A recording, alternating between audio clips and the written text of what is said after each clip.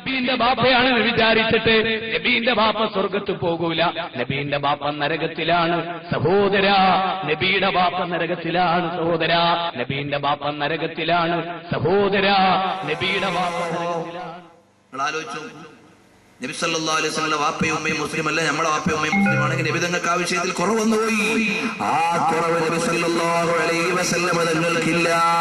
ഖുർആൻ പറയുന്നു വതഖല്ലുബക ഫിസ്സാജിദീൻ, നബിയെ തങ്ങളുടെ മാതാപിതാക്കൾ മുഴുവനും അല്ലാഹുവിന് സുജൂദ് ചെയ്യുന്ന പിതാക്കളുടെ മുതുകിൽ നിന്ന് അല്ലാഹുക്ക് സുജൂദ് ചെയ്യുന്ന മാതാക്കളുടെ ഗർഭാശയത്തിലേക്കാണ് തങ്ങളുടെ പരമ്പര കടന്നു വന്നത്. മിനൽ സ്വലാബി ത്വാഹിറാത്തി ഇലൽ അർഹാമി ത്വാഹിറാത്ത്.